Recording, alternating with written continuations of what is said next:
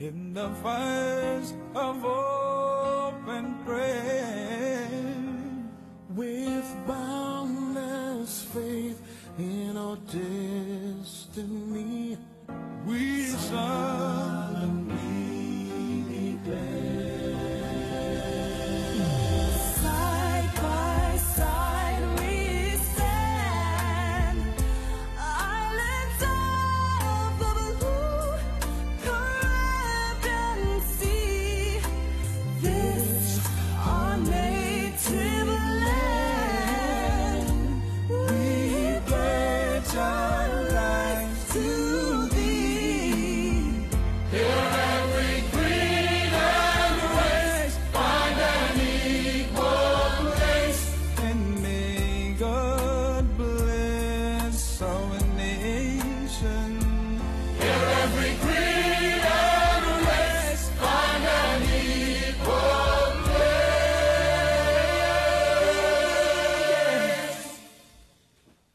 And may God bless our nation.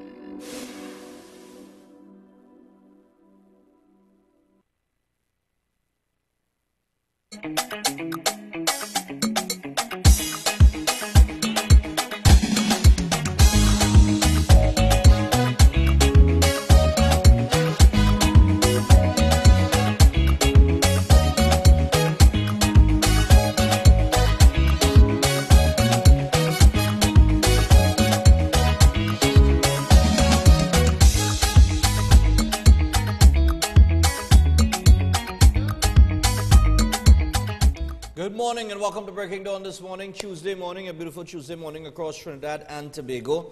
And but at least I hope so in Tobago. I'm not in Tobago, so you know I'm just saying it looks like a beautiful morning in TNT. All right, now we got some stuff to get through this morning. Got to say good morning to all of the international viewers and those of you regionally who are looking at the live stream on the STV Breaking Dawn fan page. All right, now remember, when you go onto the fan page and you take it in the live stream, remember to share the live stream and like the page if you haven't liked it as yet. All right, and try to encourage as many of your friends as possible to like the STV Breaking Dawn Facebook page, okay? Up for discussion this morning, the Prime Minister said something to the diaspora in Britain yesterday pertaining to the crime situation and the advisories. So we're going to run that, take a look at that and get your views on that. Also, the Muslims, the anti-terrorist legislation and the amendments that are being made to it were not to the liking of the Muslim community in Trinidad and Tobago, where they thought that it only targeted Muslims. It gives the impression that Muslims alone are terrorists, and it does not identify any other group. So we're going to take a look at that too. Yesterday, the ministry had to clear up that Colin Lucas was not fired as NCC chairman, and they're actually considering him for to be the interim NCC CEO. So we'll talk about not Colin Lucas's, not Colin Lucas, but Gypsy, Winston Gypsy Peters, and his appointment as NCC chairman. We didn't get to do that yesterday, but we'll do that today. I want to get your views on that, and if you think that, you know, Winston Gypsy Peters is a good pick as NCC chairman. I know Tuko had something to say about that. Raska Manda, if you're watching the program, you're welcome to call in as well. All right, and let me get your views. I know you're the PRO for Tuko. So I would love to hear their views on that, because I remember Gypsy was Arts and Multiculturalism Minister under the PP government. So it'd be interesting to find out from at least some, like Raskamanda, who is the PRO for Tuko, while Gypsy was there as Arts and Multiculturalism Minister, if he was effective in that role. Because, of course, you know, that's just an example that we could use as to maybe how effective he could be as NCC chairman. All right? So we'll find out if that is a good pick, and we'll take your comments on that. The St. Augustine nurseries, the demolition started yesterday. There was a video being circulated on social media, and a lot of people were saying, wow, boy, we're sacrificing food security for HCC housing. And we know the HCC situation, a situation which I have vowed not to get myself involved in again, but I think this is more of an agricultural aspect in terms of the kind of soil that is there at that, on that particular piece of land that was being preserved and being destroyed now for the sake of HEC housing, which is a cash cow for contractors, if you ask me. Now, there has been, I've gotten emails and stuff from Country First TT asking me to speak at an HDC meeting that they want to have. And I have to respectfully decline, unfortunately. 1 year ago, I would have. But people ain't serious in this place. They're not. So Darren McLeod and the rest, don't take this personal. I got the email, and it's no problem in messaging me on my personal phone. That's not a problem. I got an email saying, sorry to message you. You don't have to apologize. That's a normal thing for me. But I have to respectfully decline the offer to speak at that meeting. Because I truly believe that Trinidadian people, how could I put this, boy? They like it so. Let me just leave it simple and leave it grassroots-ish. Trini people like it so. And I'll tell you why they like it so. A man challenged the buggery law in this country recently and won. LGBT groups and anti-LGBT groups are outside the Hall of Justice, making noise. Right? Big discussion on that. But over the last 20 or 30 years, or maybe even more, your money, your tax-paying dollars, has been abused. You understand? By governments, all administrations, where HDC apartments and houses have been constructed and nobody living in them and they're incomplete. And they just sit there to rot. Right?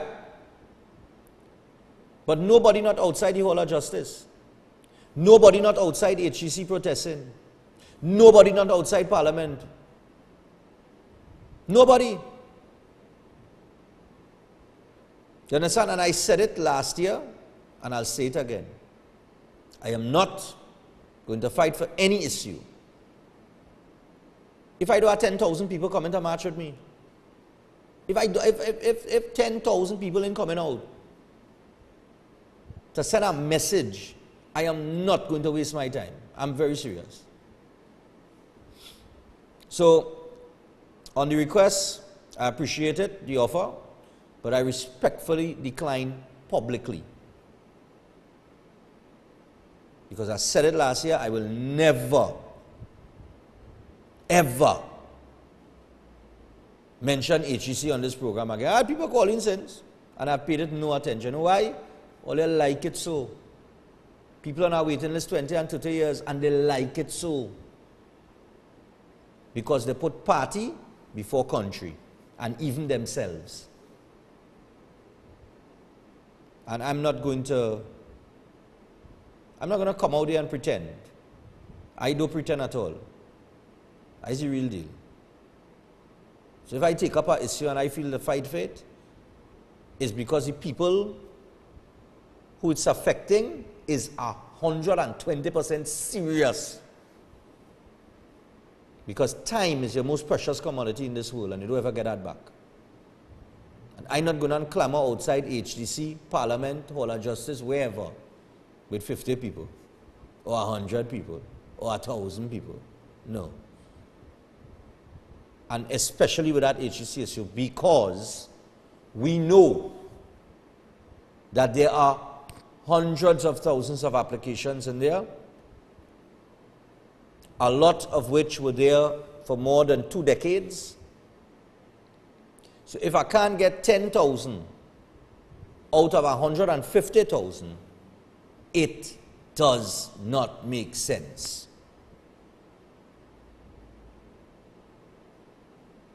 So I wish you guys the best. In the meantime, I just got to get some information out there. And people could agree or not agree with me. That's neither here or there to me this morning as it relates to that issue. That's my stand, and I take it. I do have some good news, though. And I want to put this out there before we get into anything. We're 10 minutes past the hour, 6 o'clock. I spoke to the head of communications in the TTPS, Trinidad and Tobago Police Service, Miss Ellen Lewis. I want to say good morning to Miss Lewis. Good spirits, terrific person, judging from the conversation. And that's, I could judge somebody from their conversation. Nice. That's me.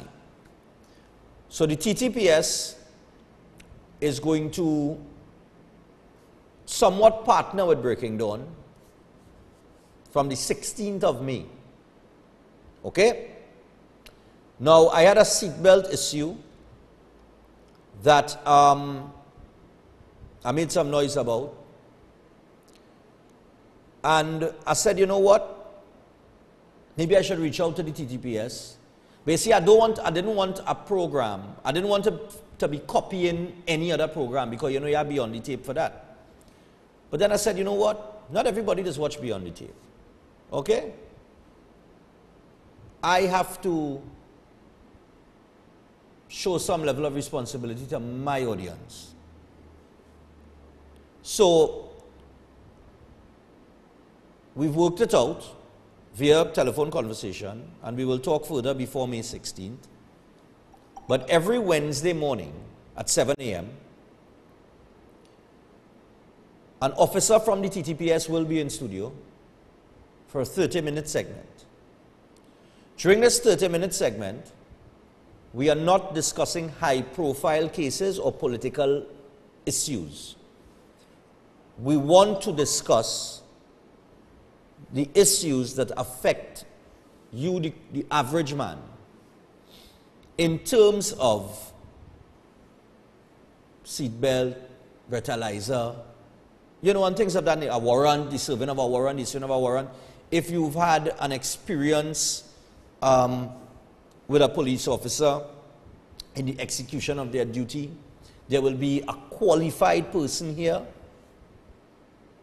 to give the correct information as to what your rights are as a citizen and what the officer has to do, the correct thing that the officer should do in the execution of their duties as it relates to specific issues. So what I'm going to ask people to do, as of today, if you have an issue that you want to find out, you want information on, because you're not sure, it could be from wrecking to whatever, right? You can email us that request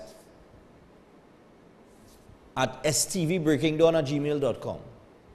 I want you to email it to us, so when we come on the air, I can now access the emails and I could say, well, Officer so-and-so, glad to have you here. We have a viewer from wherever, and this is the issue that they faced. And we'll see how many of those issues we could get through in the 30-minute period while taking calls as well and being interactive with the public. So we will also take phone calls, but not everybody's going to get through on the phone line. So I'm advising from now You want to find out what your rights are as it relates to certain issues? Send us an email from now. If you have a land issue or something like that, and you want to know if you could call the police and what the police, could do in an instance like that, I will have to now forward that to the officer so that we can get the proper information brought to you on the day that we're tackling that. Good? So I'm asking you to help yourself get the proper information. Okay? I've done my part. We've reached out. TTPS are glad, they're very happy with this initiative, they're overjoyed. Because the more information they could get out to the public and educate the public more is good for them. And we're at a place right now that we need some level or a great level of confidence restored in our police service. Because I do believe that the majority of the police service wants to do good. All right? So I'm putting that out there to you guys. So the ball is in your court. All right? You could do it via phone calls live on every Wednesday from 7 to 7:30, or you can send us an email in advance and we will pull up the emails and we will tackle the issue. I'll read out the issue. The officer will give you the correct information. You want to take a look inside your Newsday right now? Bodo 0-0-0. And yes, thankfully, that is not a West Indies score.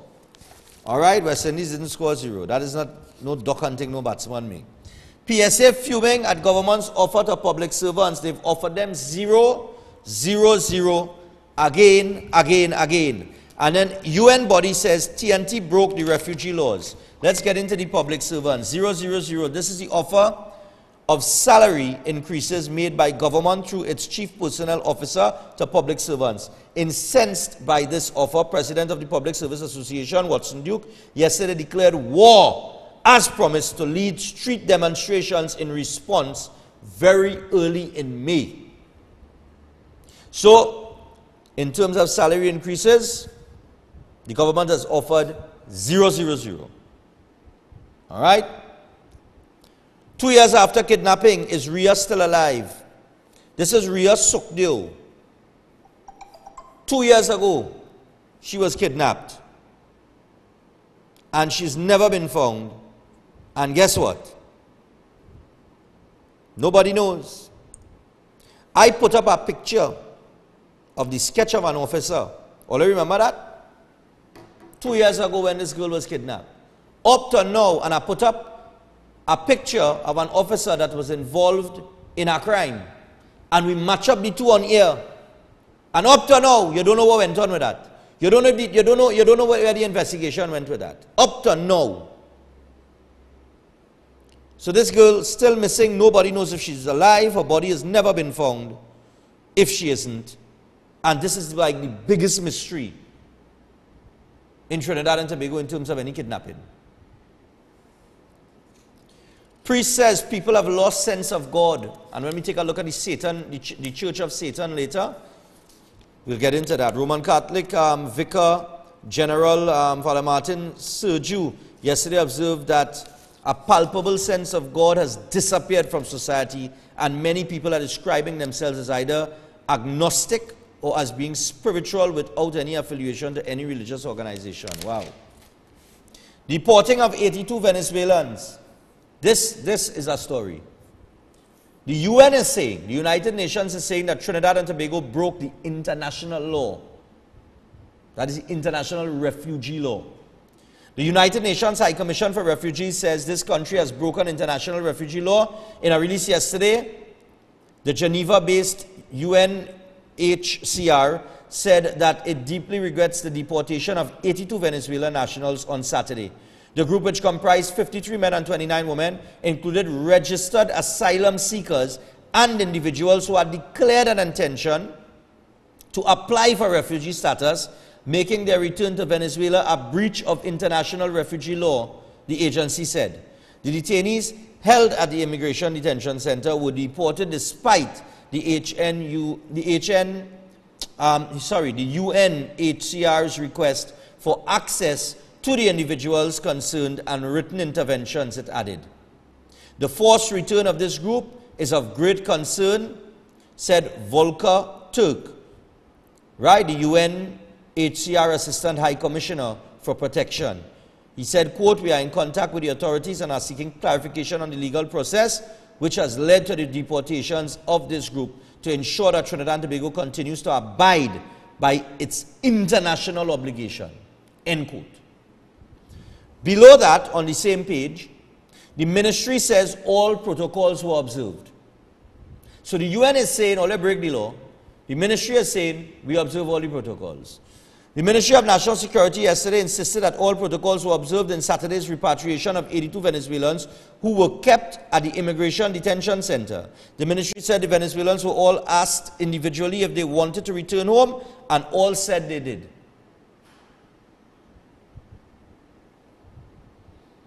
A release from the ministry said it did not force the 82 detainees to return home, adding they were interviewed several times before they left this country on Saturday to ascertain if they were going willingly.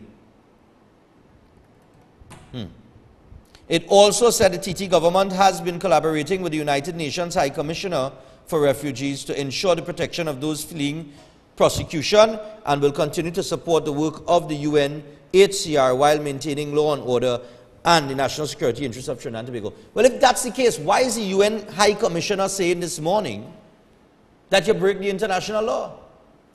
It means something went wrong somewhere. That's another embarrassment, you know, if that's the case, you know. Malicious transfer accusation against Williams, policeman versus top cop. A police sergeant has accused Acting Commissioner of Police Stephan Williams of being malicious in deciding to transfer him from the Northern Division Task Force to the Central Division. All right? Sharon's widow in court, woman arrested with Amor. Residents protest outside the court. KFC guard, I acted in self-defense. Tunapuna man drowns, still in custody after chopping mother. Teen chooses silence.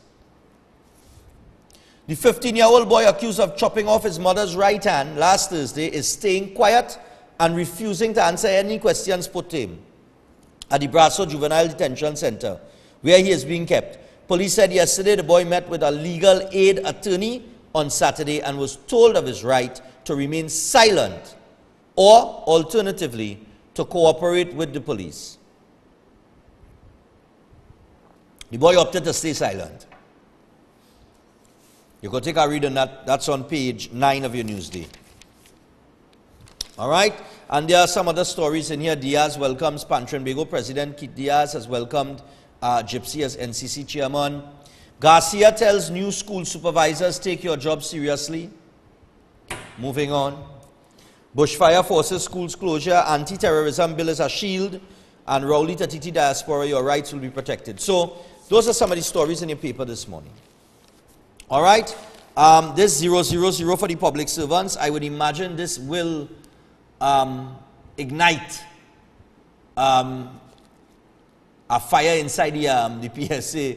And all you know, Watson Duke ain't easy. All right, so we'll see what happens there. We're going to take a short break. When we return, we will take a listen to what the Prime Minister had to say to the diaspora yesterday as it relates to crime and the negative reports on Trinidad and Tobago. All right, we'll be back after this with that, and we'll open the phone lines and take your calls.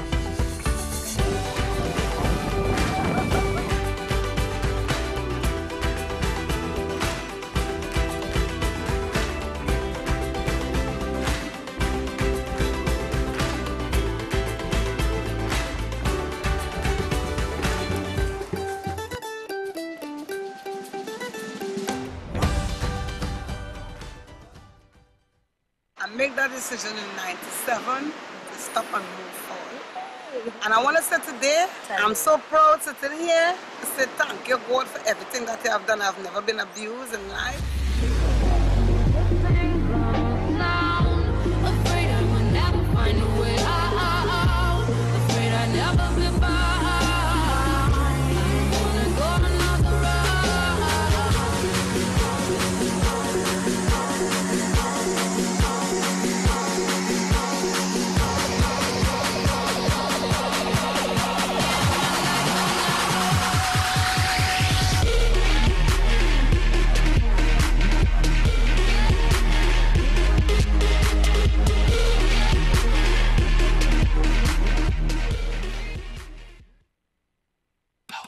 Famous advanced formula laundry detergent, specially formulated to lift dirt and stains, whiten and brighten, remove odors, and leave your laundry with a long-lasting freshness. Famous is great for hand and machine washing and is safe and gentle to the environment. Famous advanced laundry detergent comes in 3 great smelling formulas: fresh scent, lavender, and lemon. Make your next day a famous day with Famous advanced formula laundry detergent. And introducing Famous baby diapers with unique elastic waistband, cottony soft top sheet, and multi-channel quick absorbent core. Ultra thin and soft Famous baby diapers and wipes, manufactured for and distributed by Family Mart Limited and available nationwide.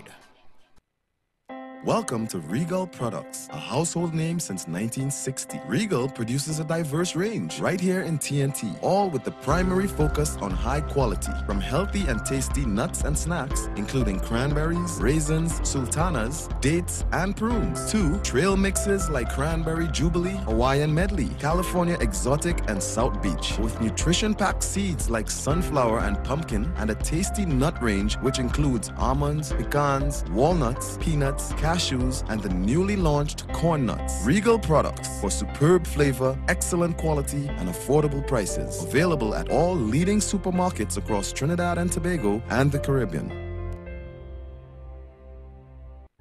Chin-Sin seasoning products have been flavoring all of TNT's local cuisine since 1982. Chin-Sin introduces its No MSG line of products. Now you can use No MSG chicken seasoning, No MSG all-purpose seasoning, and No MSG poultry seasoning. Chin-Sin seasoning products are available in all leading supermarkets nationwide. Chin-Sin, same quality, great taste. June 17th, Breaking Dawn, Cooler Cruise, One Boat, Doubles, Cheer-Up Chicken, Corns. What are you doing? Voiceover for dramatic effect. Seriously, voice? Seriously? No. Corn soup? No corn soup. But it's for dramatic effect. Where the boat?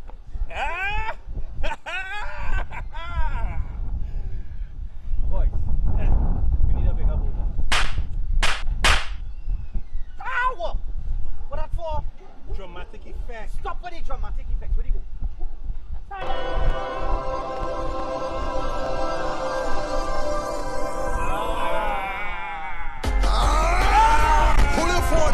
Pull your phone, tap the screen. Show them. This June, we on the Harbor Master C3 Marina. See you there. Last night I dreamed the rum and I said it. I said it. You're for guys for now. I dreamed the rum last night and Close the door. Letting out all the cold drinks.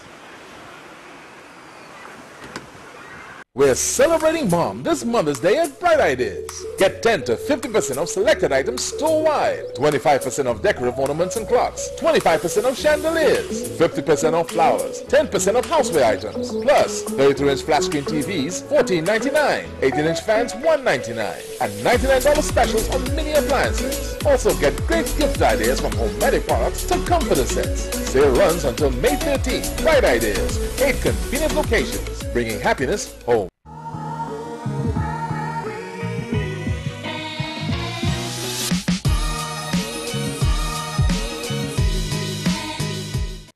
Okay, so we're back on the inside. Now, during the break, I was reading some of the comments, and someone was asking, so people could come into the country illegally, file, seeking asylum, commit crime, and we can't send them back.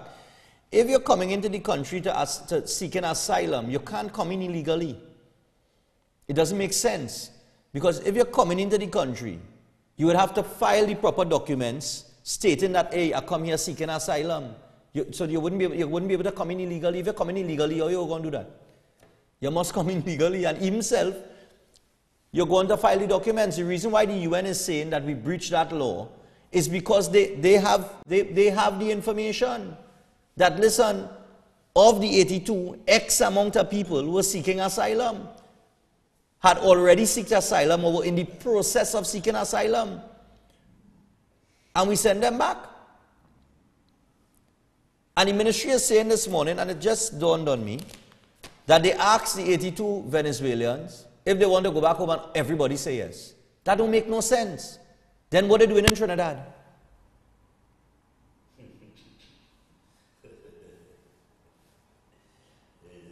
They're coming over on our boat in Cedros. Some of them, most of them, right? So they reach here. They want to go back home, but they don't know where to find the boat that they come on. That don't make sense. Everybody boldly want to go back home. You run from Venezuela to come here, to file documents stating that you're seeking asylum. Some don't get through already and seeking asylum. And then you want to go back home? Something is wrong there. Something wrong there. They're running from Venezuela. And I only hope, and I'm just saying this morning, recently we had 3 fishermen with conflicting stories from the ministry to the people family. All remember that? The Ministry of National Security was telling you, the men and them ain't ready to come home yet. But a man getting married in May. But he ain't ready to come home yet. Right? They said they organized everything to get them home, but they couldn't come back yet. And then it had gas for the boat and all kind of nonsense that come up. The family was saying, just last week in the paper, that they don't know where the Minister of National Security getting that information from and misleading the public. That was printed in the paper. All remember that story? So I only hope that the 3 fishermen that came back didn't come back via a trade. Venezuela say, hey, send back some of you people, you know, and we go let go your 3 fishermen. And then in the rush to do so, or they pick up people who seeking asylum and send everybody back, you know. Well, let's think about that for a second. So I tell you what. You know what? Before you go to the crime clip, open the phone line and make people think about this situation. Let me take some calls on that before we go to the clip. Because it's confusing me. Morning. Morning, Stephan. That's the same thing I was saying. The trade went on. You think it's a trade? Yeah, they trade Trinidadian, because they let them go in the land because they know they can't escape, because in Venezuela, come and can make in a jail. You just say you can't get no food, you can't get nothing. So they let them walk. And there's the whole thing. And they send the people. If you notice, some of the time the people they were came, and this is what they do. Yeah, because as soon as the Venezuelans were sent back across, yeah, that when the fishermen come back, yeah, they get gas, they get everything. And that's the thing. And another point, what's in you? If the Prime Minister says 0-0, the only way you get money because he can hardly make salary sometimes. Some people get paid late, some people look right now, it has CPAP workers, ain't get paid yet. Yeah, true. We got to do like Jamaica, call on me marijuana, sellers to start selling marijuana. And probably ask the people to start selling other people guns too, because that's the only way to look out. And just being sarcastic. Okay. All right, cool, man. We're going again. We're taking this call here. These 3 fishermen returned after these Venezuelans were on our plane, eh? All you remember that, eh? The Venezuelans were on our plane, and the 3 fishermen returned. Now the UN is saying we breached the international refugee law. I just say, morning. Morning, Stephan. Yeah, man. What I basically think is that the situation at Trinidad immigration is the worst. I live in about 5 countries over the world, and I was never been treated like that. Yeah. And I have a lot of family from Venezuela who comes here to Trinidad, and the treatment they get, watch me, it out of this world is human beings. So we, as human beings, we need to understand fish born to live in the sea and human born to live in the earth, give the people a chance. And Trinidad government need to come up with a plan, let them pay tax every 3 months, $1,500 or some kind of thing, and look for the people who are technically inclined and put them to function here, because Venezuela is in front of in technology. Thank you very much, Stephan. All right, man. Thanks a lot. We'll take one more and then we'll get to the Prime Minister and what he said to the diaspora. Morning. This time. Okay, Please next contact call. your business office for... Next call. Something that was kind of staticky, but I was making out what he was saying. Morning. Hello. Hello. Hi, morning. Yeah, morning. How are you, sir? Yeah, man, I cool, man. Yeah, listen, I don't understand the intricacies concerning the law and the deportation of this Venezuelan. But, sir, I don't know if you are aware, but this is an epidemic with these Venezuelans here. Yeah, I know. I don't know if you move around like in the avenue and different places in Chipona and see the behavior of these Venezuelan men. Yeah. Listen, the Venezuelan gangs are known to be the most brutal. The most brutal, sir. And here what I'm telling you, we're sitting on an epidemic. We need to do something. Yep. We need to address this. We have a situation that's getting out of hand. Exactly. Just I understand. like getting out of hand. We need to do something. Yeah. I agree with you. I agree with you there. You know, and if we don't do something now, trust me, you see those gangs that we have in Trinidad, in less than a year, sir, trust me, they wouldn't be here, you know. Okay. They will be replaced by something that you don't really want. We can't deal with that. Yeah. You know, we can't deal with that. The U.S. people, the U.S. authorities cannot deal with those gangs. Imagine us here, sir. Yeah. You know? So please, let me strike a balance now. Let me strike a balance with these Venezuelans. We need to start, the authorities and immigration people need to start doing their job. You know? Agreed. Start doing their job. Yeah, man. Thanks very much. Thanks a lot. And I agree with you. It's something that we gotta get to the clip where I want to get to. But in just on what the caller said there, I spoke on that. I spoke about a Venezuelan pastor who was in Trinidad, met me at Long Sycamore, and the man said it with fear in the eyes. The man says, Stephan, you the synergy man. I say, yeah, but I be on synergy. I think he said, you must warn Trinidad and Tobago. Do not let my people come over here. They will take over this place. You all don't know what you're encouraging. That man tell me that. I will never forget that. That man tell me that last year. A Venezuelan pastor, he said, be careful, you know. He said, they're letting them come and he said, all you don't know, you know.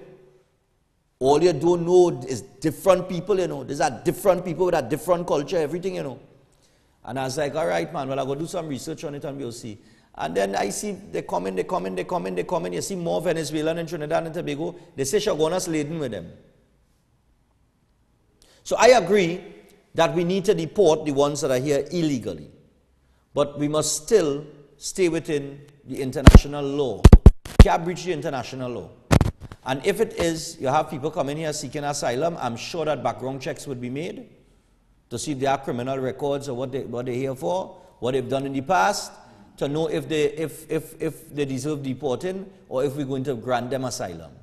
So the proper checks have to be made. So if there were people within that 82 that were seeking asylum or had already sought asylum or in the process of doing so, we've breached the international law and we can't judge those people. I'm not talking about the ones not seeking asylum, you know. I ain't talking about all 82. I'm talking about the ones who were seeking asylum. You can't say that they're criminals because we don't even know the people. But I agree that something has to be done. Immigration has to start doing the work. Border control is something that we need badly right now. They're coming too freely. We're going to end up in problems. The man tell me that. He said in a few years' time, all you know, they'll take this country from all you know. So I tell you what, let's get to the clip. This country's crime problem is no secret. In fact, foreign countries have warned their citizens to be vigilant when visiting. This country's prime minister says at times those warnings are unfair. He told members of this country's diaspora in the UK that while crime is bad in Trinidad and Tobago, other countries suffer from the same problem. And this country does not try to embarrass them. I see people there as a diaspora people. That while we have our problems in Trinidad and Tobago with crime, and it's a serious problem for us, other people have problems too. And we don't issue advisories on them. And while the Prime Minister says the government is trying to solve that problem, he expressed frustration that so far the Police Service Commission has failed to appoint a permanent police commissioner. So independent are they that you will see them for the last 5 years we have been trying to appoint a commissioner of police. Don't ask me what happened, I'm just the Prime Minister, I don't know. Dr. Rowley also expressed frustration that as head of the National Security Council, he is not kept abreast of the process. Given the protections we have in place and the independence and the responsibility lying elsewhere, I have to read the newspapers to find out what is going on. Because nobody tells me anything. And while the process is now being scrutinized at the parliamentary level via a joint select committee, the Prime Minister says, bottom line is, we have not been able to appoint a commissioner for 5 years in a crime wave. Trying to figure that out. Dr. Rowley says the men and women in uniform need a leader if crime is to be tackled.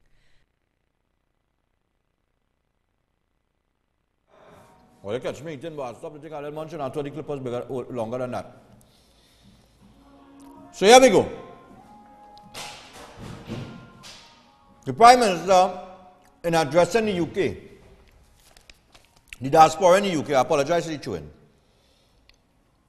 In talking about the crime situation and the negative reports and advisories that go out there, said other countries suffer from the same problems, but we don't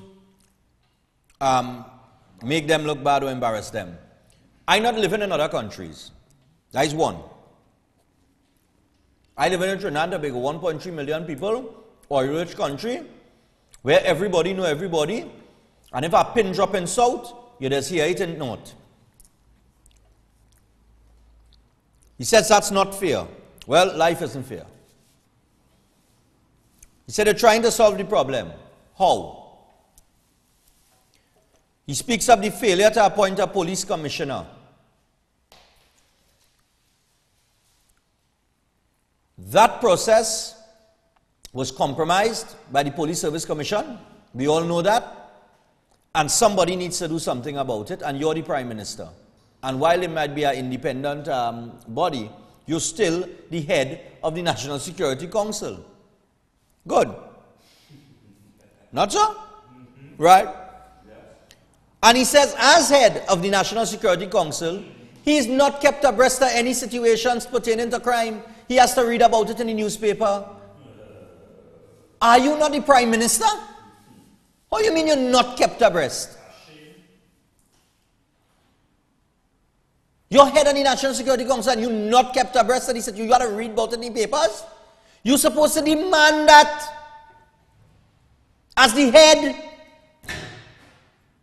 so nobody under you is accountable? Open the phone line.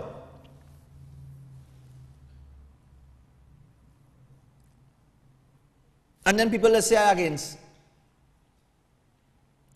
All they want to make sense out of what he just said, all they call me and tell me. All they make sense out of it. I cannot, if I'm the principal of a school, you telling me the teachers ain't coming to tell me what the day-to-day activities are in the classes? But I don't know now, I just had to read about it in the papers. Morning. Morning. Morning, yeah, go ahead. Yeah, well, Stephan, morning. Yeah, man. You see, that's what I'm saying. The Prime Minister is the Prime Minister, whether you're head of the National Security Council or not. You're supposed to be kept abreast of everything that is going on in the country, whether it's crime or anything other related to any other thing. Right. You understand? You don't have to be in charge of something to be kept abreast of anything. You are the Prime Minister. So he going across there in London and making a papi show and a fool out of himself by what he's saying. Because people laughing at him internationally. Boy. You understand? There's Donald Trump not being kept abreast by his team of people. You understand? Who every day or every week or whatever it is keep them abreast in terms of what is happening with the country. Right, you are the head of the government, you are the prime minister of a country. But cabinet meets... the fact that you are not forget the fact that you are the head of the National Security Council. You're the Prime Minister? The Prime Minister, you're supposed to be kept abreast of everything. Right? Secondly, Stephan, right, about the asylum seekers. Yeah, man. Right? If you look at Cuba and America. Yeah. Right? Florida flourished with Spanish from Cuba and wherever. They were seeking political asylum based on Castro and whatever have you. Right. Right? The law, as far as I understand, is that once you're in the waters of that country, all right, they cannot turn you back. And I stand corrected. Okay. Right? Once you reach on land, all right, once you do not enter the Trinidad waters, Coast Guard is supposed to come in and turn you back. Right. You cannot enter. Therefore, you're not on Trinidad waters or Trinidad grounds to seek asylum. Okay. In order for you to seek asylum, you can't come. You normally can come in legally, but 90% of people who seek asylum come into our country illegally through whatever back door. Look at in the Middle East and all Turkey and all the places where people left fleeing the country because of war going into what the other was into wherever part of Europe and all that, and they were turning them back. Yeah. Right, because they were not entered, they were not allowed to enter into the water. That's where Border Patrol comes in, you know. Okay. That's why you have the U.S. Customs and Border Patrol. Right. You understand? Border Patrol. Is this, once you're on land and you ask for political asylum, all right, you ask for political asylum, there's a court that will take you to within 2 days. Right. And the court decides to grant you or not grant you political asylum based on your country and the state your country in. Okay. So the UN is quite right. Right. If you have an agreement under the UN for political asylum seekers, what Trinidad do is break the law, you know. Okay. So the national security cannot determine whether or not you could get asylum or not. The court has to do it. Like the court, yeah. You understand? Right. National security could only determine to send you back at the border. Right. You understand? And once you enter, once you are on land of the country that you're going to, they cannot send you back then. They have to take you, put you in a holding, immigration holding, and then you go to court. That's why you ever see that all these attorneys in the state who only deal with political asylum. All right. You understand? Yeah, so man. all what this national security minister talking about people want to go back voluntarily. You understand? You cannot, and you're quite right, you cannot be coming from a country seeking political asylum and then want to go back voluntarily. That don't add up, that don't make sense. That don't make sense. All right, my brother. Thanks, man. So he spoke on the two issues there, the Prime Minister talking about the crime situation and negative advisories and so on and so forth. Take the calls because I'm trying to understand what he's saying. As the Prime Minister, you are saying that you are not informed? Morning. Morning, Stephan. But cabinet meets every week, yeah. Morning, Stephan. How you doing? I dey cool, man. We need to close our borders, boy. We need to close our borders. Yeah, we do. Understand? If you don't throw out garbage from your house will be full of garbage. I understand what you're saying, yeah. All right? We need to close our borders. What do you think about the Prime Minister and what he had to say? He's a Mickey Mouse, buddy. He's a Mickey Mouse. All right, cool. We'll leave it at that. Yeah, man. I ain't gonna let him go further with that. All right, we're going again. Take about 2 more. Morning. You know, I'm trying to establish. And is a police commissioner going to solve the problem? Morning. Stephan. Yeah. Are you against the Prime Minister talking the truth? He spoke the truth. What is the truth that he spoke? It was never his intention to be the Prime Minister to run the... It was never his intention to be the Prime Minister to run the country. All he needed was the title and to live in the big house. You catch me out of left field there, no, darling? So don't be against the man for speaking the truth. Okay. All right, no problem. She catch me off there. She catch me off. Yeah, I get catch off guard there now. I know what to say, but what is the truth? Morning. Hello, good morning. Yeah, morning dear. How are you? I'm fine. I'm fine. Concerning the show? Yes, dear. Go on. These Venezuelans coming into this country, Yeah. and our people marrying these guys and them and women, but they're not easy, you know. Well, all Trinidadian man want a Spanish woman now, all of a sudden. I'm telling you. Yeah, go on. All right, caller. Yeah, A customer came into my shop and said his son married to a Venezuelan woman, and she given them real hell. Wow. Wow. The father says she given them real hell, the parents and everybody, she given them slander. So these people have to be aware of these people coming into our country. Okay. All right. Thanks a lot. 10,000 for them to get married to stay here. Morning. Oh, sorry. 6229785 62869. We'll take a few and then we'll take the break. So this Venezuelan issue is a big one, but I am very shocked at what the Prime Minister had to say, and that is in the UK. Morning. Yeah, morning, Stephan. Yeah, man. Stephan, what we have Coast Guard and them there for? To stay in one place all the time? Well, they don't even gas to the boat sometimes. So, all kind of things happening all around the place. What you have them there for? Okay. Not to peruse the sea and all and see what's going on? Yeah. Why they can't do that? I understand. Collecting money and having a good time. Why they can't peruse the sea and see what and make see what's going on? Yeah. What we had them there for? Everybody coming in as they well like, they do what they well like, and then pack up one set eating ham and lamb and jam and things. All right. Does that make no sense? Okay. Point taken. And that's the next thing. I remember people were making all this noise about the OPVs and the OPVs and the OPVs and border this and border that. And what happened for the last 2.5 years? Morning.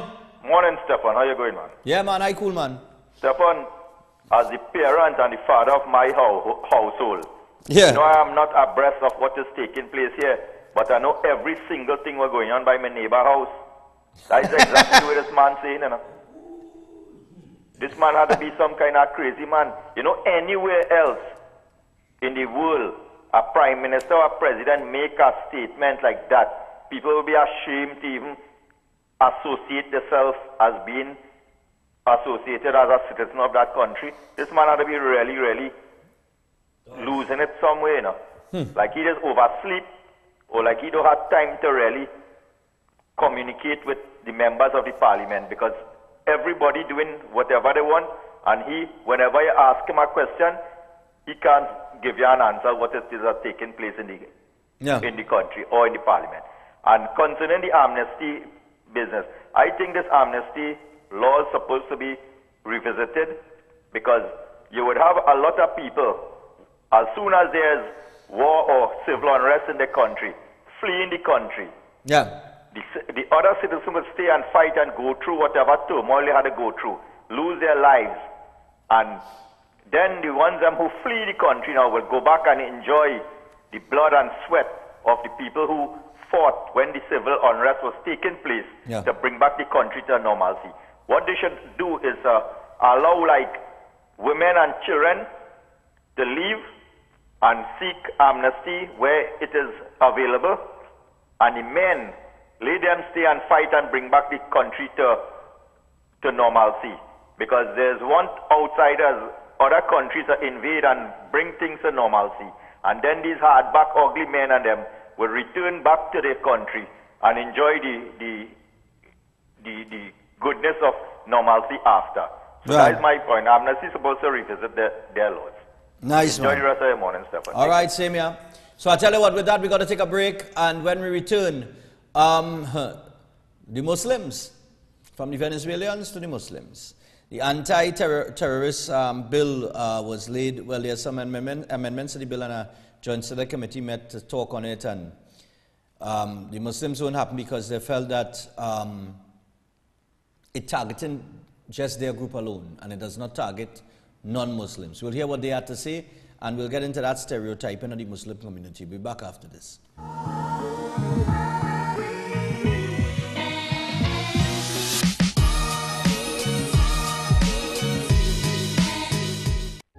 Shin-Sin seasoning products have been flavoring all of TNT's local cuisine since 1982. Shin-Sin introduces its no MSG line of products. Now you can use no MSG chicken seasoning, no MSG all-purpose seasoning, and no MSG poultry seasoning. Shin-Sin seasoning products are available in all leading supermarkets nationwide. Shin-Sin, same quality, great taste. Rahaman's Bargain Center, located in the All Elegant Draperies Building, number 91 Superior Street in San Fernando, where every day is a bargain. Shop now and save on drapery and curtain fabrics, curtain rods and accessories, comforters and sheet sets, new arrivals of upholstery fabric, curtain tapes, tablecloths and table runners, pillows and cushions, blinds, rugs, and so much more. Give them a visit today. Rahaman's Bargain Center, number 91 Superior Street, San Fernando, inside the All Elegant Draperies Building, where every day is a bargain. So shop and save. This is Face the People, the program that's for the people, by the people, and with the people. Can you face it? I love my country. Ladies and gentlemen, our country is at a crossroads. We now, as citizens of this country, must come together and stand as one in unity for justice, for fair play, to ensure the future generation have a place to call home. I am Harvey R. Boris, the chairman of the Center for Justice. I am indeed the radio ombudsman. I am here standing for the people of this country. We will stand for justice and truth because we are the people. We the people. I love my country.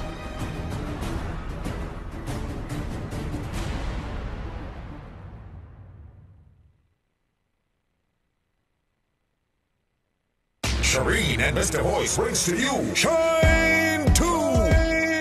Bright like a diamond. Shine bright like a diamond. On Saturday, 20th April, Club 129, Malabar Road, Arima. And still morning to the sounds of the Hitman Howie T, King Kabuki, Digital Dice, DJ Lyndon, and Music International.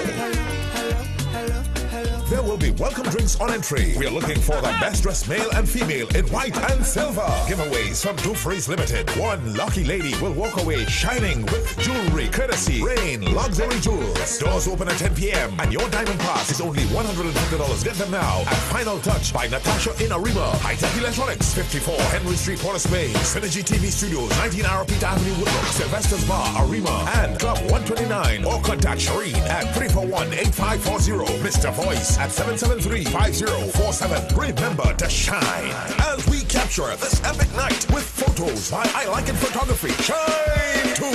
Diamonds up and down my chain. Brought to you by Anna's Dad Promotions, Synergy TV, Rain Luxurious Jewels, Blue Freeze, and the official Diamond Station 104.7.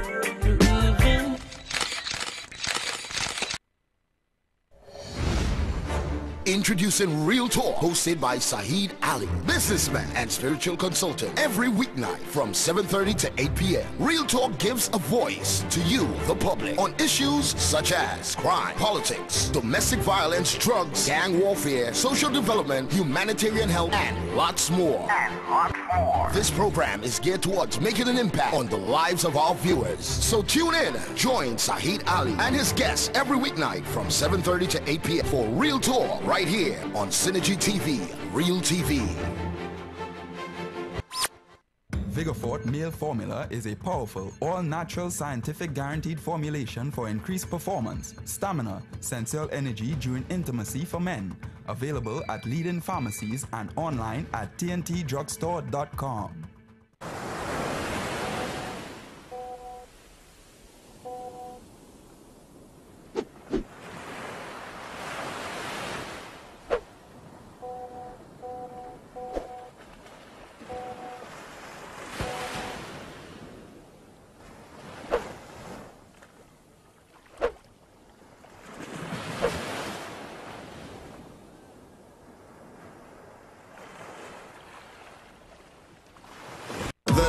Next Generation Limited. Next Gen, the Everything Store Limited. Your original one-stop school shop. Your number one choice for the widest variety of top quality stationery, school books and bags, school shoes and socks, and ready-made uniform. Next Gen, the Everything Store Limited is also authorized retailers for a wide range of top brand name products. They're also the home for Sebastian school shirts and pants. Quality you can depend on for generations. And nobody, I mean nobody beats their prices. The Next Generation Limited. Next Gen, the Everything Store Limited, with 2 locations to serve you. Number 1, Tabaquite Road, Rio Claro. Telephone 644-BOOK. That's 644-2665. And number 3, Guaguari Road, Mayaro. Phone 630-BOOK or 630-2665. The Next Generation Limited. Next Gen, the Everything Store Limited. Ready to serve you because you are an exceptional customer that deserves exceptional quality, price, and service. Hey, have you heard of the Darrell's famous food 3 T's? The 3 T's? Yes, at every Darrell's famous food location, come get Thai and fries for $10 on a Tuesday. Thai and fries for $10 on a Tuesday. Darrell's famous food. Thai and fries for $10 on a Tuesday. Thai and fries for $10 on a Tuesday. Darrell's famous food. Yes, at every Darrell's famous food outlet, come and get a Thai and fries for $10 every Tuesday. Every Tuesday. This is a limited time offer.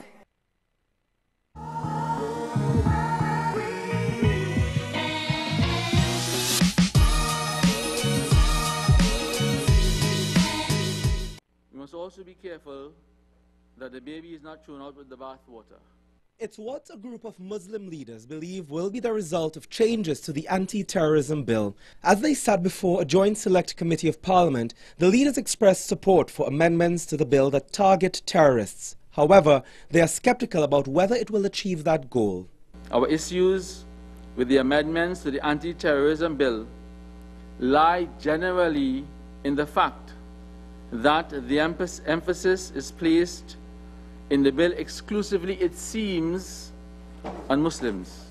It is imperative, therefore, that the provisions of this bill target individuals inclined to terrorism rather than all Muslims.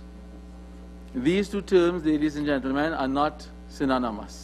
Chairman of the Parliamentary Committee, A.G. Faris Al-Rawi, sought clarification on why the Muslim leaders felt targeted. He questioned whether the reference to the United Nations listing of 3 Muslim organizations, including ISIL and Daesh, were offensive to members of the Islamic faith. What came across is not so much that these terrorist organizations are mentioned, but that there were no other mentions of organizations such as the Irish Republican Army or the Tamil Tigers and other known terrorist organizations. Therefore, it seems as though the Muslims were being targeted. For Imtiaz Muhammad, it goes beyond the bill to actions of the state. When the People's Partnership was in power, then you had the arrest of a number of Muslims, and then just recently the Carnival events. Only Muslims' homes were searched, only Muslims were arrested and so on, right?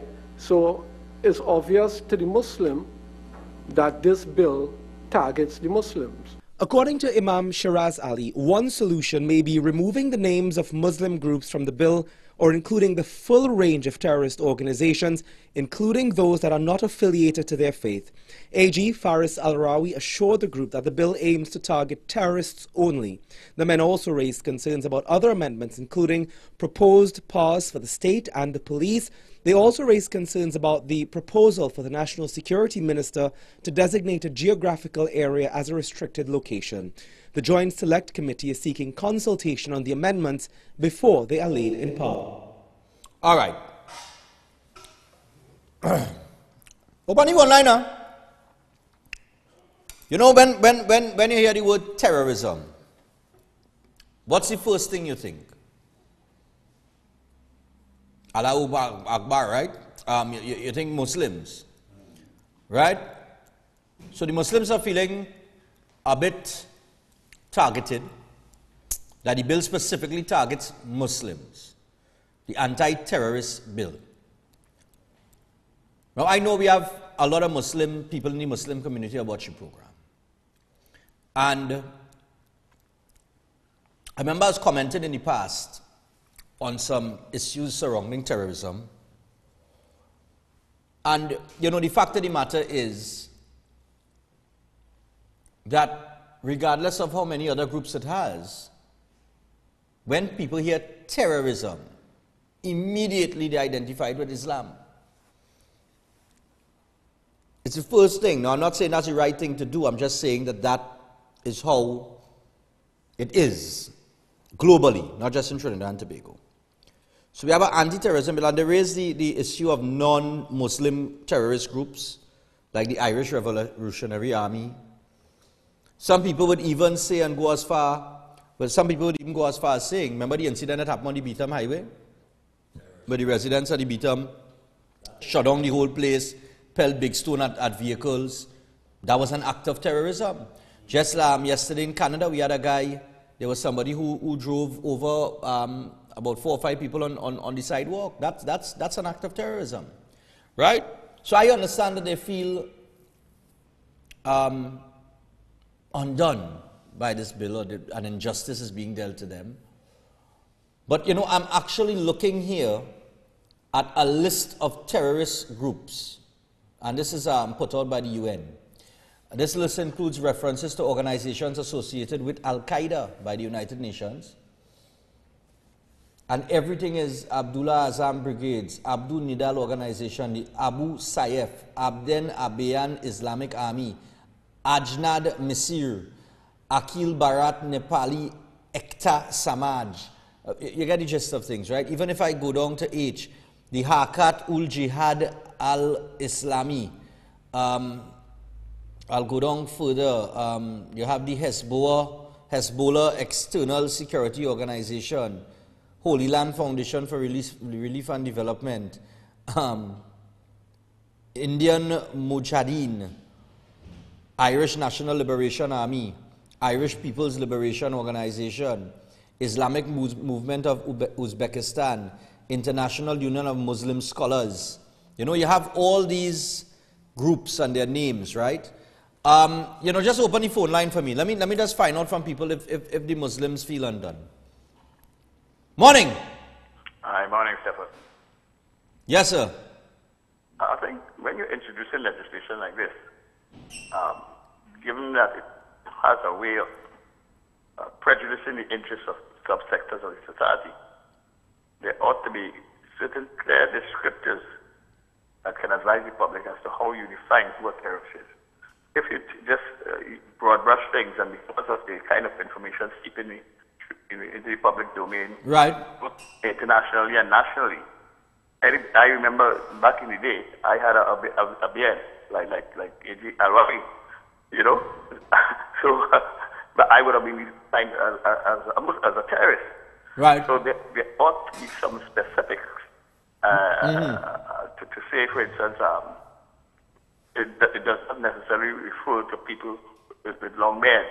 Or if you wanted it to be prejudicial, right? You'd say, yeah, people with a beard that looks like this, or with a particular kind of headgear, or some kind of thing. Right. Legislation like this is very, very dangerous. You know, in that you can really place people on a target board and have them be aimed at for no other reason than the fact that they follow a particular faith, or maybe they follow a particular kind of belief system, but they may not necessarily be involved in anything that's prejudicial to the safety of other people. Okay. Yeah, so they have to weigh this thing very, very carefully. All right. Cool. All right, Mr. Nurse, thanks a lot. Yep, point taken. We take a couple more, and then we'll move on to something else. Morning. Stephan, good morning. Yeah, good morning to you. My was off, so I don't know what that caller said. I would just like to say maybe, I don't know if the Muslims, our Muslims in Trinidad or anywhere in the world, if they do this, but maybe they need to come out and condemn what these other groups do, right, that bring them into this situation. But I really don't see anybody coming out and condemning their acts, and okay, they need to start doing that. And before I go, Minister of Health, don't forget our report on Christopher Phillip, Christopher Phillip. Yes, dear. No, but she makes a good point, because when you have acts of terrorism taking place, you know, they say there's two types of Muslim. It have the radical Muslims, which are deemed as the terrorists, and then you have the peaceful Muslims. Morning. Morning, Stephan. Yeah, morning. As far as I'm concerned, the only terrorists we have in this country here is the PNM government. Oh, God. Lord. I see Muslims as any threat at all in Trinidad and Tobago. I only see the AG and the Prime Minister, all these people committing acts of terror against the people of Trinidad and Tobago. Okay. So I hope the bill that they pass includes them. All right, Chief. Have a blessed one. Yeah, man. Thanks a lot. They rail thread this morning, you know. Yeah, well, they're moving rail thread this morning, boy. Wow. But like I said, there are different acts of terrorism, and I was talking about the beta with the residents pelting the bottles and the big stone and damaging people's vehicles and causing traffic and the whole road to shut down. I mean, there are different acts of terrorism that take place. We'll take another one. Yeah? Morning, but I think Muslims, I think all Muslims shouldn't, you know, be stereotyped. Morning. Morning. Yeah, morning. I am suggesting that the government of Trinidad and Tobago organize a new job for the borders of Trinidad and Tobago. Name it Trinidad and Tobago border officers. Put them in different sections in the body. Though it's looking lonely. Put people, honest people, because to have a job like that, you could have cooks too. Yeah. So honest people in borders to prevent these people from coming in. All right. Cause more confusion in our country. Okay. Thanks a lot. This suggestion to the government. Right. To organize a new area, a new job. Okay. All right. Trinidad and Tobago, honest people do. Not people that you can't trust, because this could make people you can't trust could make a lot of money on this side, gun and all kind of things. All right. So they should have a new office naming Trinidad and Tobago border officers. Yeah. Okay. No. Then have them all in different. All right. Give them that special job. All right. No problem. Thanks a lot. Yeah, I understand what you're saying, but the truth and the reality is that would just be like a shadow. Yeah, like a shadow Coast Guard. Yeah, it'd just be duplicating a job that is already there for somebody to do. Morning. Hey, morning, Stephan. Yeah. Morning. Yeah, how are you going, boy? I there, cool man. Yeah, number one. Now, I'm a Muslim. Apparently, most of the people who have been calling are not Muslim. Right. Let me give a little perspective on it. One, a lady had called and said they don't hear that the Muslims in Trinidad condemning like ISIS and all of these things. Right. Yes, we have been doing it. And if this lady have been listening and listening properly, she would know that the majority, but all the Muslims organization in Trinidad and Tobago has condemned these people, across the board. Because what ISIS and all these people are doing is un-Islamic. It has nothing to do with the Muslim religion. Right. Okay, so we have been doing that, and I am saying this morning so people who didn't hear would hear and know that the Muslims in Trinidad and Tobago totally condemn whatever these people who are so-called terrorists are doing. Yeah. They should be no part of that. That is no way for the Islamic religion. Totally wrong. Yesterday when that man drove that truck in Canada and killed these people, do you know what was the first thing that they had to do? To say it was not a terrorist act. Now, why it is you have to bring, we live in a world, and this is what the Western world has put out, terrorism and Islam go together, which is not true, because even before these terrorist thing came up, you had so many terror groups all across Asia, all across America, KKK and whatever, but they don't call them terrorists, they call them different names. Yeah, exactly. Right. Yeah. So what I am saying is, it has been going on the West Hospital. Why do we have, when an incident happens, the first thing we have to investigate if it's not a terrorist group? Yeah. The man who committed the act yesterday in Canada, was a normal, everyday man, but you know what they're going to say? He was mentally unfit. But if the man's name was Muhammad Ali Khan or something, it'd be a terrorist act. It would have been ISIS, People of Trinidad and Tobago, on behalf of the Muslims in Trinidad and Tobago, we condemn ISIS. We condemn terrorism. Islam does not preach terrorism. The word Islam itself means peace, and that is what we try to promote. So if some people are not hearing it, sometimes we try to be as passive as we could be. Because in this country of Trinidad and Tobago, 25 years ago, there was nothing like terrorists. And I'm saying something here, there are certain people in this country who, when they came out and tried to do their act of whatever they're trying to do to disrupt this country, that is when this name terrorist started going around. Because these people do not follow the Quran, they do not follow the Muslim religion. They use it as a tool. They use it as a tool to get what they get. And we the majority, 99.9% of Muslims in this country and in the world do not subscribe to this ISIS and all of this killing people and killing children. No. When the Americans go in and bomb places and they bomb up and they do all what they have to do and kill children, innocent children and women, they don't call the American government terrorists. Yeah. Okay, I agree with you. I will call again and I'll give you some more insight man. What is going on with this terrorist business. Beautiful contribution, man. Thanks a lot. On that note, I think we'll wrap up this topic. Because he's correct. He is correct. About correct, yes. I would have say he correct and right at the same time. He correct. All right. No, he's correct. That's the thing. When a little Caucasian boy walks into a school with an automatic weapon and kills 25 children, you don't ever hear it was an act of terrorism. That's but if a Muslim walk in and bawl Allahu Akbar and then start a bush shot, it was terrorism.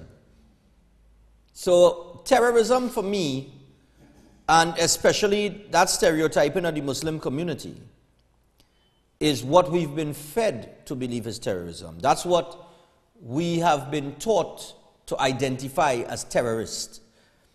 Now, do they have groups that commit acts of terrorism? Yeah. But it does not mean that all Muslims are terrorists. And that blanket should not be thrown over an entire religion based on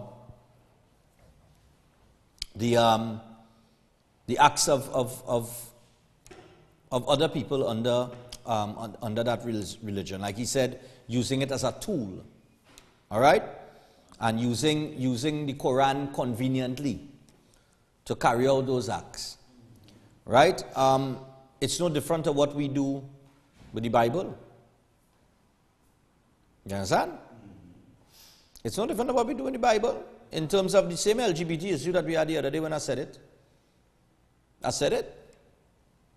Yeah, God condemned that, but God also tell you to judge.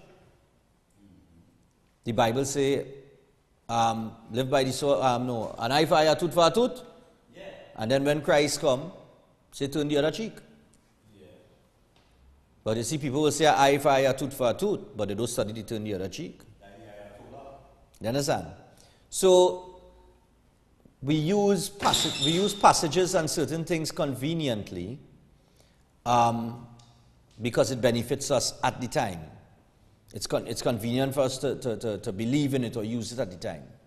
And that's something we need to stop doing. And I said that the other day. And it's no different with Islam and the Quran and so on and so forth. So we're going to take a break. We are 19 minutes past your 7 o'clock. And we'll be back after this. Happy birthday, Miggy. We'll be back after this. I had to tell my boy happy birthday. Happy birthday, man. 12 years today.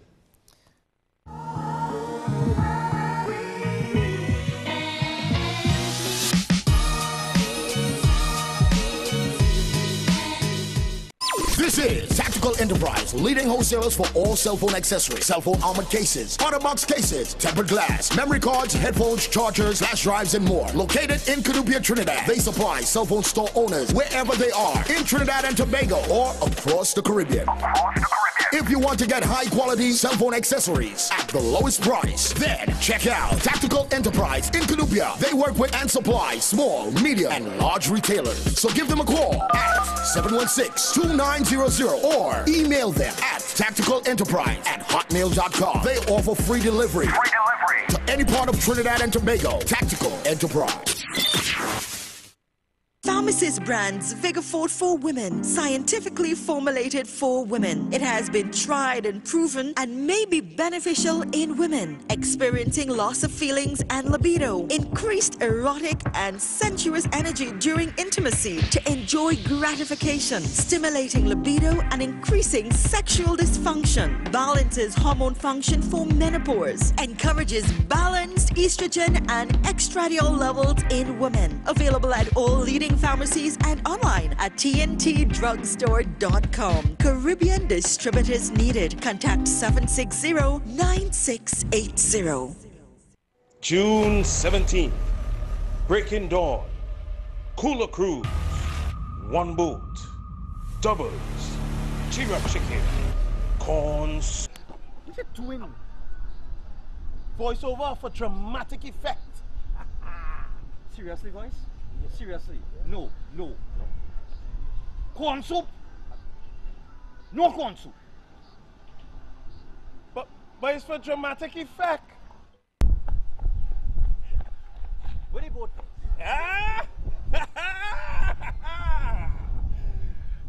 Boys, we need a bigger boat. Ow! What that for? Dramatic effect. Stop with the dramatic effects. Where they go?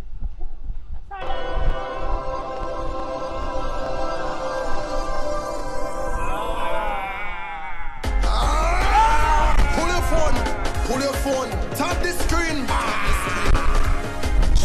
This June, we on the Harbour Master C3 Marina. See you there.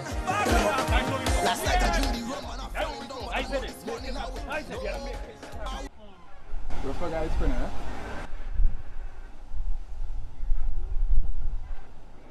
I drink the rum last night and Close the door. Letting out all the cold drinks. Hi, my name's Howard Clark. I'm the owner and captain of Grenada Seafaris Powerboat Adventure. We're going out this morning. We're just picking up our guests right now. We're heading up to the marine protected area on the west coast of Grenada. It's lovely and calm. The water's beautiful and clear. We're going to see and snorkel the underwater sculpture park. So let's get our guests and get underway.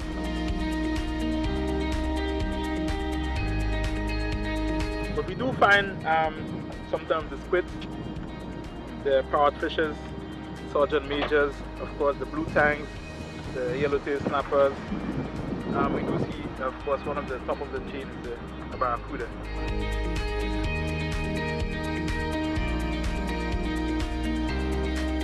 I have to say it probably was our best snorkeling of the entire week.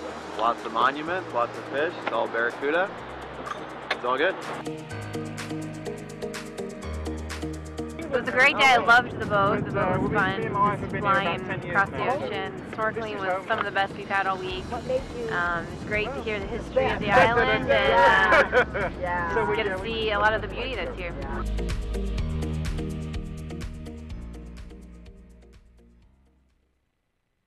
This is the Regal range of baking and cooking products. Regal became a household name in the 1960s with icing sugar, which still is the market leader more than a half of a century later, expanding to custard powder, baking powder, cornmeal, popcorn, rolled and quick oats, peas and beans. Regal continues to make cooking and baking more fun for everyone. With the #1 roti mix in the nation, we continue to expand our product range to meet consumers' needs. Regal products for superb flavor, excellent quality and affordable prices. Available at all leading supermarkets across Trinidad and Tobago and the Caribbean. I made that decision in '97 to stop and move forward. And I want to say today, I'm so proud sitting here to say thank you, God, for everything that you have done. I've never been abused in life.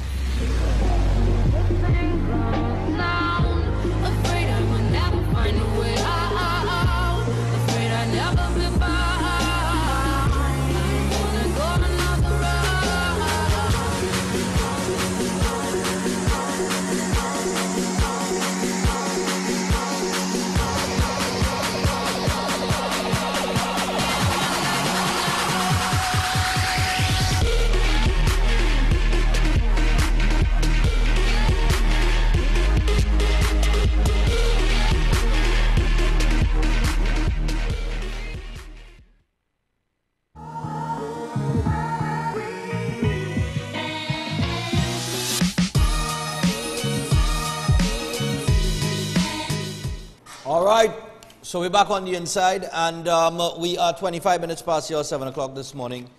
A very interesting article popped up this morning because it gives me the opportunity to highlight something. Page 3 of your news day, priest, people have lost sense of God. Roman Catholic Vicar General Father Martin Sergiu yesterday observed that a palpable sense of God has disappeared from society, and many people are describing themselves as either agnostic or as being spiritual without any affiliation to any religious organization.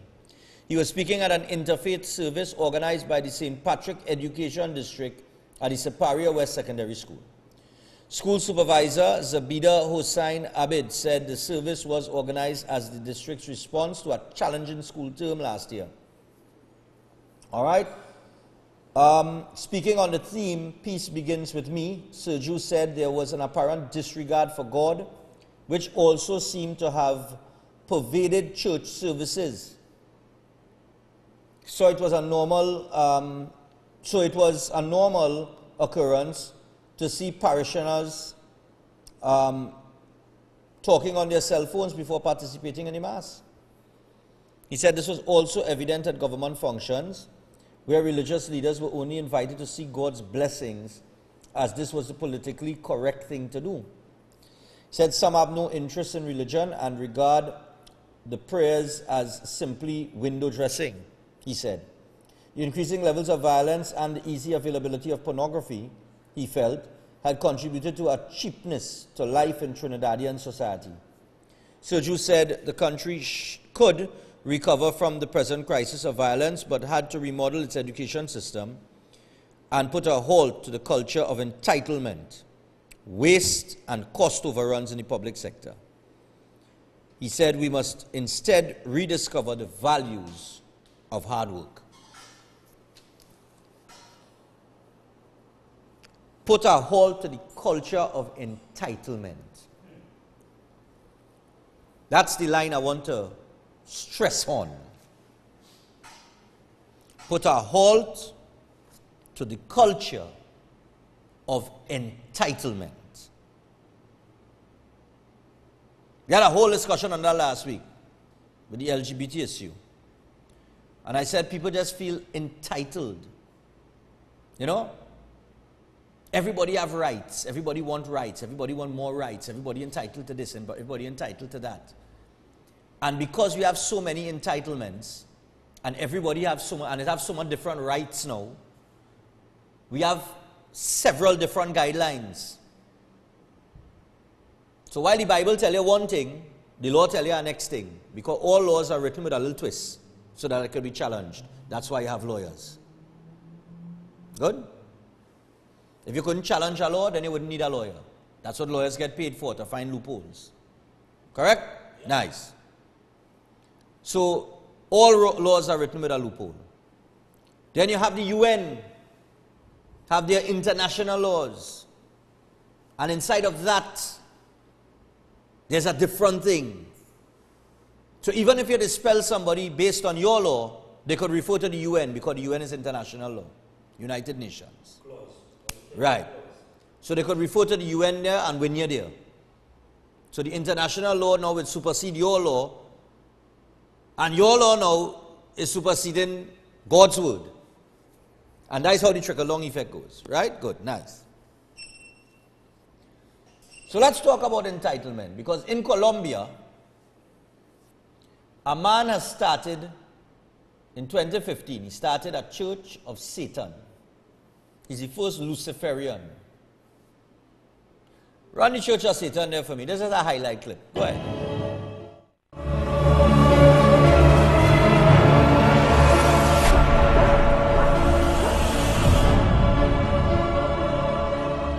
Me llevan a la iglesia católica. Nunca me sentí identificado 100% con estas doctrinas. Yo vi como la gente le pedía a ese Dios mezquino y la vida de las personas nunca cambia. Y me preguntaba, ¿cómo le van a pedir a un Dios que no tiene compasión por un dolor ajeno, un Dios que no escucha? Empecé a adorar a Lucifer y empecé a experimentar muchos cambios en mi vida.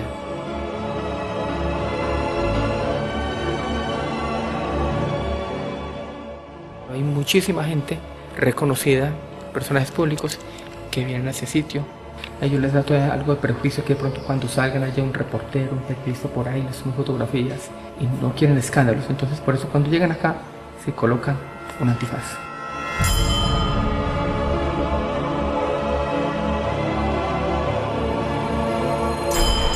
Acá se respira paz, se respira tranquilidad, armonía. Esto no es sacrificando personas como inicialmente un medio amarillista lo dio a entender que aquí vamos a sacrificar animales.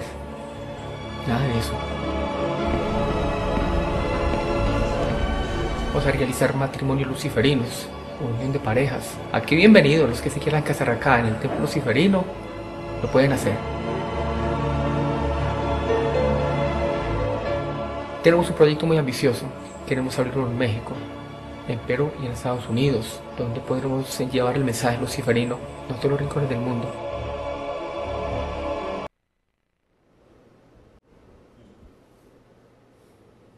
I had to watch that about 5 times to actually believe I just watched that, you know. So a man decides that, okay, I do agree with the doctrines of the Catholic Church 100%. I don't believe in the word of God 100%. So I'm going to build a church of Satan. And in that church, I'm going to marry gay couples. And the reason why I don't agree with the Catholic Church and the doctrines 100% is because why would you pray to a God that does not change your life? And my response to that is very easy, because I learn, and in life you will learn, that nothing easy is good. Anything that comes easy ain't good. Everything that you achieve in this life that you work your tail off for, and it's difficult to achieve, it's worth it. Anything easy to work. But that's the way of the devil, to give you things easily. So I want to open the phone lines.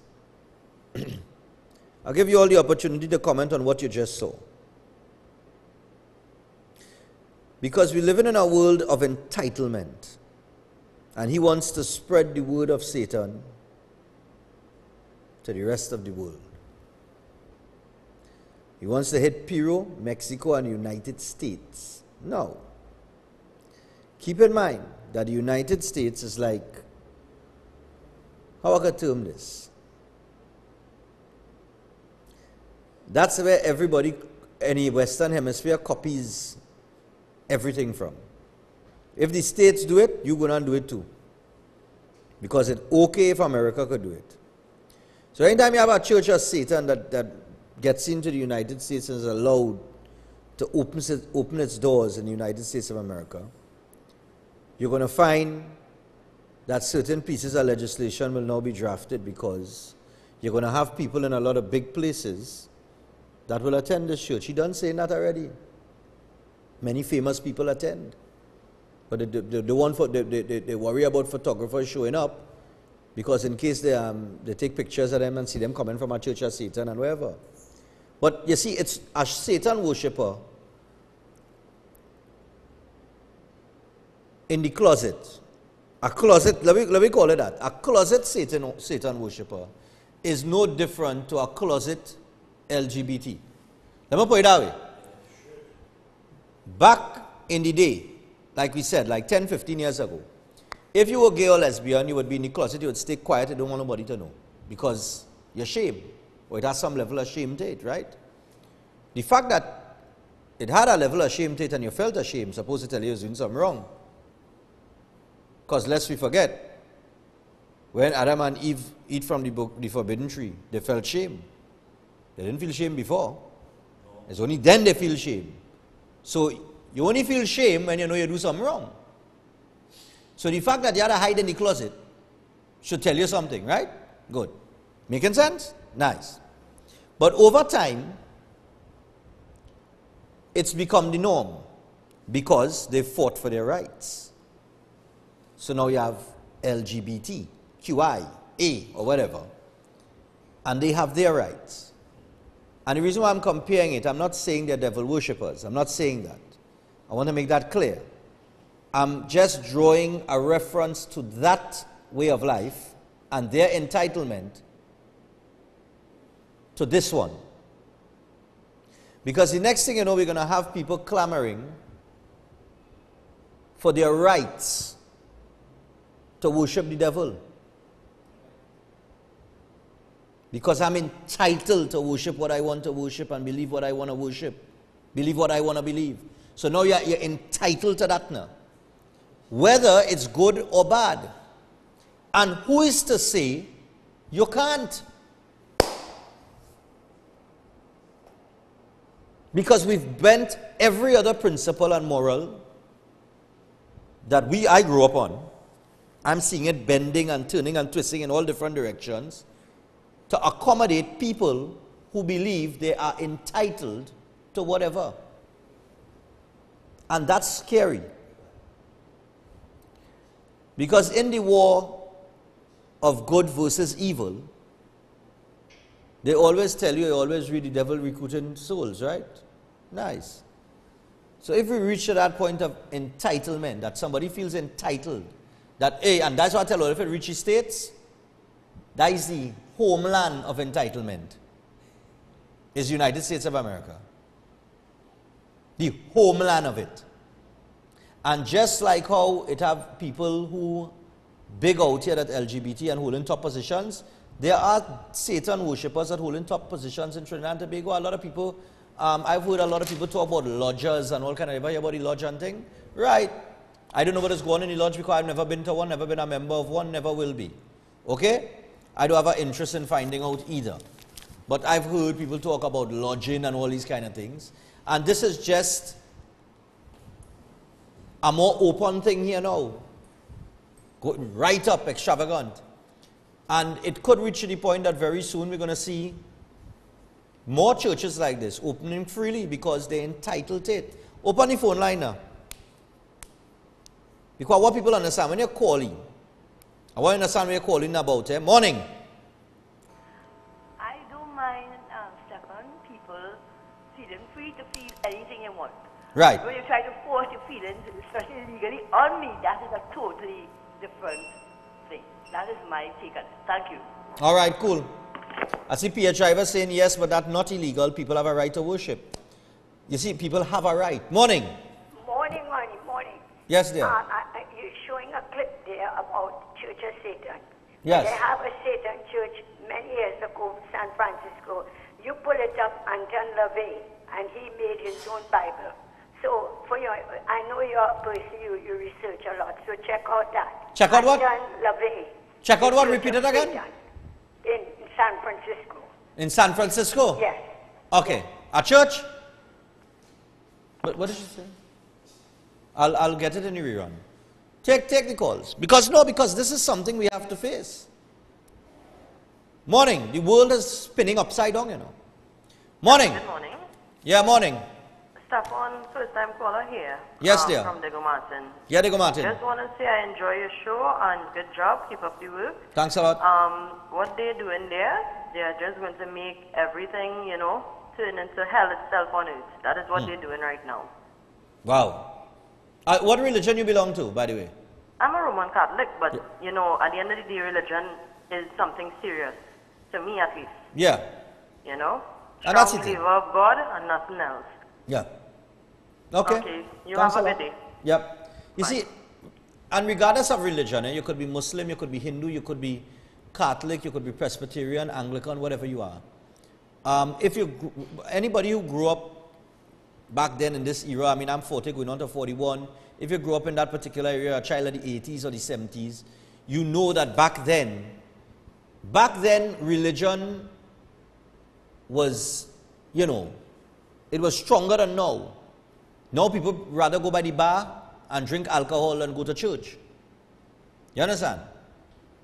Back then I had to go to church. I had to go to church Saturday evening or Sunday morning, brother. But I have to go every weekend. Or I could get some licks going up the hill to St. Teresa's. Yeah. Morning. Hello, morning. Yeah, morning. Your computer in front of you, Stephan. And when you record these words I'm going to give you. C-E-R-N, CERN. C-E-R-N? Yeah, soon. Soon. Pull it up on YouTube.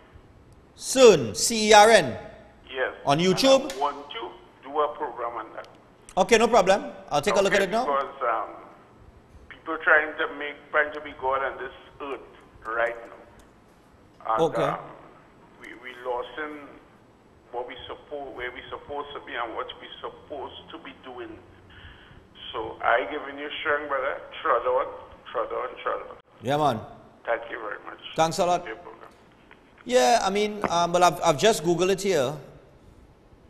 And it seems like it's some sort of evil. You know about it, Alex? Soon, you know, seeing it? I'm going to take a look at this and see what this is about. Morning. Stephan. Yeah, morning. My contribution might be a little controversial. It could cause a firestorm, but nevertheless, I want you to think about what I'm saying. Think about it the entire day and tonight, and on the next subsequent program, you'll... Sure, no problem. Go on. In the beginning, when God created Adam and Eve, yes, right, and put them in the Garden of Eden and whatnot, and tell them, I worked at the University of the West Indies for a short period, and myself and a friend had the opportunity to talk to a visitor scholar, and this was his take on it. You will tell me yours. When he created Adam and Eve and put them in the Garden of Eden, and he tell them, do not eat of the forbidden fruit, and they show you apple. Now, apples are a nice thing. I sure you love apples. Apples are multi-billion business all over the world. Yeah. And what he's saying that the forbidden fruit wasn't eaten that apple, it was sex. Right. It wasn't supposed to have sex. However, Satan come in the form of a serpent and encourage them to, to eat of the forbidden fruit, which he says sex and not the apple. Right. And then they cover themselves in shame. Remember, as a little boy growing up, Stephan, in people's house, even I grew up in a Hindu home, and in every house we had a picture, Adam and Eve, and they covered the private part with 2 leaves. Remember that? Other people will remember that. Yeah. So why cover the private part with leaves? Why would they? Should I cover them out for eating of the forbidden fruit? Anyway, so he is saying that they had 2 children, Cain and Abel, not 2 boys, Cain and Abel. And when Cain slew Abel, it wasn't Cain slew as in killing Abel, but he slew as in having sex with his sister Abela. It was Abela. Right? Because monkey see monkey do. They see what the parents doing and they do likewise. Okay. Remember, go on. After that, when the parents realized what happened according to the Bible, they say he slew Abel. But the scholar is saying that he slew as in had sex with his sister. He was banished to the land of Nod where he found his mate. So if it was 2 people by 2 children, 1 get killed, and he was banished to the land of Nod where he found his mate, are we saying there was other people? I understand where you're going with this. He was this. banished to the land of Nod where he found his mate. Think about it. Have a good day. All right, thanks a lot. I understand because people have always, you see, I want to go into this whole Bible discussion. I want to go down into that. Because that's a whole program by itself, and we only have like 16 minutes. Morning! Morning. Speaking about lodge, I think one of the biggest lodge in Trinidad and Tobago is the Defense Force.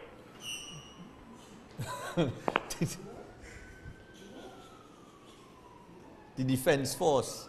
Morning! Hello, good morning. Morning, sir. Yes. Go on. Make a comment. I would like to say something just about what the last caller has said. Sure, go on. And that is a misquotation of the scripture. Uh-huh. The scripture says clearly in the Garden of Eden that God said to go and multiply. So that is God's instructions. The reason why the genital organs were given was for the purpose of procreation. Right. The scripture spoke of the tree that is in the midst of the garden. You shall not eat of that, but you could eat of the other trees. So it had nothing to do with sex because you were given the responsibility to choose right and wrong. Other trees was good. The scripture says that Eve saw the tree that it was good for food. It was good for food. Right. And it was able to make one wise. Now, let's leave that aside. I want you to consider what is happening in the world today that affects Trinidad in a big way. We need to be concerned about it. The scripture says, in the last days, woe to them that call evil good and good evil. Yes. Bitter sweet and sweet bitter. And sweet bitter. Call light darkness and darkness light. This is in the book of Isaiah. Jesus said in the book of Matthew 24, because iniquity or lawlessness shall abound, the love of many shall wax cold. In the book of Romans, it says, because they did not like to retain God in their heart, God gave them up to a reprobate mind. Men with men and women with women doing that which is unseemly and reaping the just recompense. Right. And he says, those who do such are worthy of death. This is New Testament. Those who do such are worthy of death. Romans chapter 1. Right. In the book of Timothy, let me close now. It says, in the last days, perilous times shall happen, and men shall be lovers of pleasure more than lovers of God. So these are things that must be fulfilled, Stephan. Yeah. This must happen. The scripture says Satan is the God of this world, the G-O-D, common G-O-D. He is the God of the system of the world, which will ultimately bring the fulfillment of the prophecy of the return of the Lord to destroy this ultimately one day. Wow. He says, think it not strange when these things happen, for these things must come to pass. All right. And if you know that God says this must come to pass, we have to batten our crease. We have to pray. Yes. We have to keep our families safe. The scripture says, pray for our leaders that we may be able to live a quiet and a peaceable life.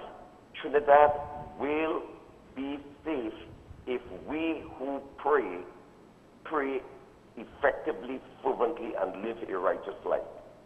Yeah. Well, that is all I can share for now. Okay. Well said, man. Stand there, because I just give you all the scriptures. Yeah, but I realize I realize you're real good with it. And I want you to know something, Stephan. Yes, sir. Our land of Trinidad and Tobago, the Bible says, if my people, which are called by my name, shall humble themselves and pray and seek my face, then will I hear from heaven, forgive their sins and heal their land. Right. Our land is sick, therefore it needs healing, and it requires God's people to pray. There is still hope. Hold on. Yeah, man. There is still hope. Thank you. Amen. Yeah, man. And with that, we got to take a break. We're 12 minutes away from the hour of 8 o'clock, but I think that's a good note to end on. I always thought, well, I always said, you know, when they use the apple as an example, I always say the forbidden fruit, don't eat off the forbidden fruit. I always had it on as oral sex. Because you can't procreate through oral sex. You understand? And if you cut an apple down the middle, tell me what this look like. No, I'm saying that's why most people use an apple to describe the forbidden fruit or the forbidden tree or whatever it is, because we associate it with a fruit, because there's a tree now. He said don't eat off of that tree, so people associate it with a fruit. And the reason why they associate it with an apple, or why an apple was used, I think, is because when you slice it on the half, it does look like a vagina. Well, I'm just saying I always thought so. I'm not making a joke or anything. I'm saying the interpretation that I had as a little fella, when I say a little fella, as a teenager then, reading about it, is that, well, maybe it's oral sex. That was the forbidden fruit. Don't eat off of that tree. You understand what I'm saying? That's forbidden, because if you are having oral sex, you are not going to procreate. And maybe that's why, like the caller said, the one who was speaking before, not this last one, when they cover themselves with leaf, they cover their private parts. That's the line I drew. You understand? And the reason why they use an apple, like I said, when they cut it down the half, you know.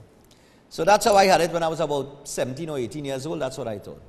All right, so I'll tell you what, but that last caller there, that's terrific contribution, man. We're going to take a break, and when we return, somebody laughing, yes, I serious as a judge, all laughing.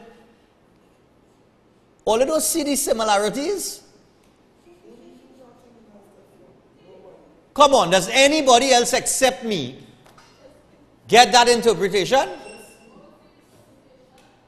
That it's oral sex, that God was saying, don't eat off of that tree, every other tree. But you see that tree? Oral sex, because like the caller said, he said, go forth and multiply. But if you have oral sex, you can't multiply through oral sex. So I thought it was that. All you're laughing. That's why I thought when I was 17 or 18. And that's still my interpretation. It could be wrong, it could be right, but there are many interpretations. So I'll tell you what, we'll take the break. We'll be back after this.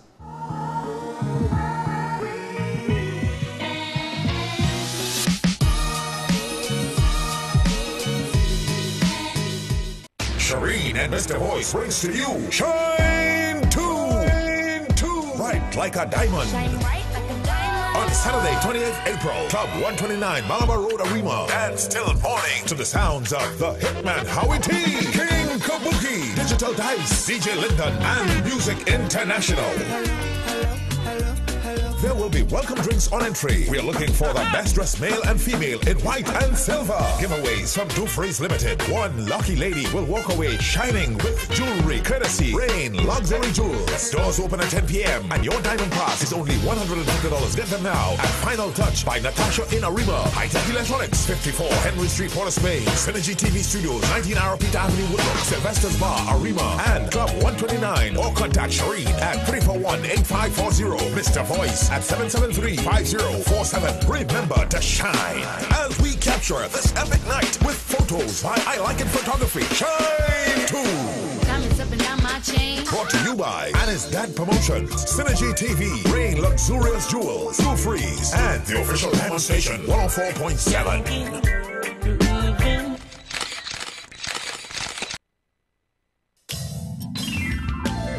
Come and experience the mighty power of Jesus Christ, which can transform your life at Christ Our Banner Ministries, number 7 Chatu Avenue, Faizabad, with Reverend Dr. Deoraj Mahadeo and Deborah Mahadeo. Weekly meetings, worship service 10 a.m. every Sunday. There's also Sunday school and new believer classes from 9 a.m. Bible study and prayer meetings from Mondays at 7 p.m. Deliverance service Wednesdays 7 p.m. and Bible school every Friday from 7 p.m. to 10 p.m. All free of charge.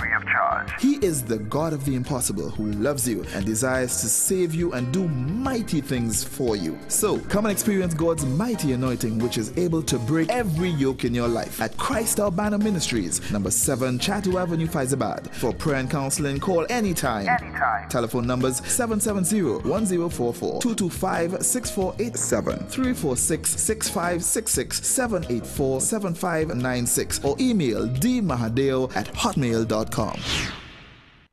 The Next Generation Limited. Next Gen, the Everything Store Limited. Your original one-stop school shop. Your number one choice for the widest variety of top quality stationery, school books and bags, school shoes and socks, and ready-made uniform. Next Gen, the Everything Store Limited is also authorized retailers for a wide range of top brand name products. They're also the home for Sebastian school shirts and pants. Quality you can depend on for generations. And nobody, I mean nobody beats their prices. The Next Generation Limited. Next Gen, the Everything Store Limited, with 2 locations to serve you. Number 1, Tabaquite Road, Rio Claro. Telephone 644-BOOK. That's 644-2665. And number 3, Guaguari Road, Mayaro. Phone 630-BOOK or 630-2665. The Next Generation Limited. Next Gen, the Everything Store Limited. Ready to serve you because you are an exceptional customer that deserves exceptional quality, price, and service.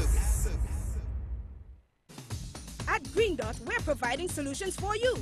And to thank you for your loyalty, we're offering you $50 off when you refer a friend to any of our services. That's right, you get $50 off your bill for every referral you make. The more you refer, the more you receive. To find out more, call 224-GDOT or visit gd.tt today. Green Dot, improving and simplifying lives. Conditions apply. Hey, have you heard of the Daryl's famous food 3 T's? The 3 T's? Yes, at every Daryl's famous food location. Come get Thai and fries for $10 on a Tuesday. Thai and fries for $10 on a Tuesday. Daryl's famous food. Thai and fries for $10 on a Tuesday. Thai and fries for $10 on a Tuesday. Daryl's famous food. Yes, at every Daryl's famous food outlet, come and get a Thai and fries for $10 every Tuesday. Every Tuesday. This is a limited time offer. On Friday, April 27th, Vast Lounge comes alive for #LoveLife. We do this for a cause, the fight against cancer. Performing live, the Ultimate Rejects. Everybody dance all around the world. Doggy Slaughter. Ziggy Rankin. I hear the youths them a ballin', boy. Another one gonna get it. Mr. King. Say too much borderline. Man and man fear to walk down in the next man vicinity is borderline. RKG the Artist.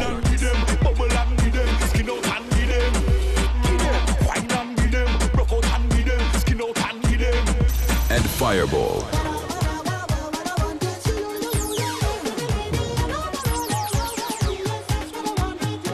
DJ Trevelyan, DJ Element. Get your advance tickets from committee members. Call 760-5817, 369-4577, 460-7892, or 482-0592. This event is for a worthy cause. All benefits go towards our friend who's fighting cancer. #LoveLife the event. We support the fight against cancer. Tell a friend. Friday, April 27th. Vast Launch. Be there.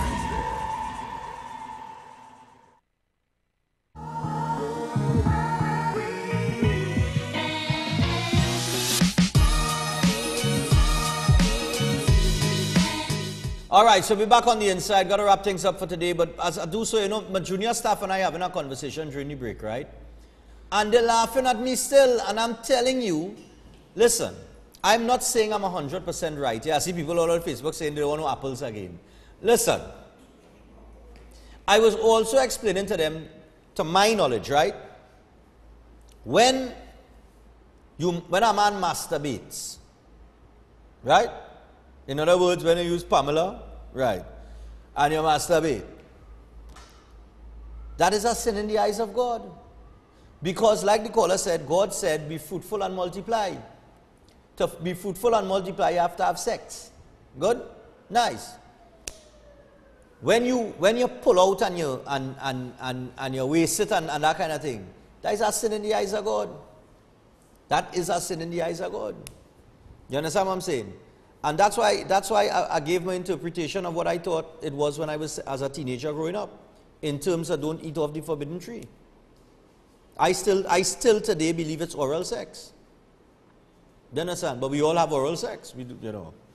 But it's feel good, but I said, you know what I mean?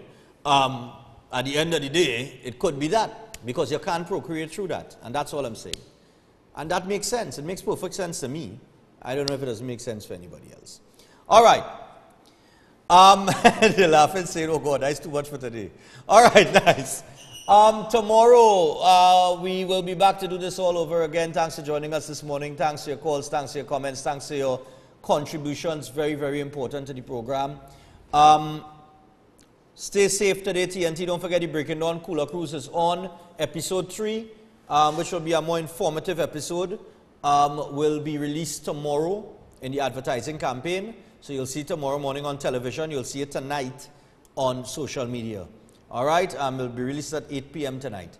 But get your tickets to the Cooler Cruise, June 17th, Father's Day Cruise, and go to the Facebook page, Breaking Dawn, the Cooler Cruise, and you'll see the flyer there. Or you could go to the STV Breaking Dawn Facebook page. The flyer is there with all the information. I could tell all you. The way tickets going, get your tickets early. I kid you not. All right?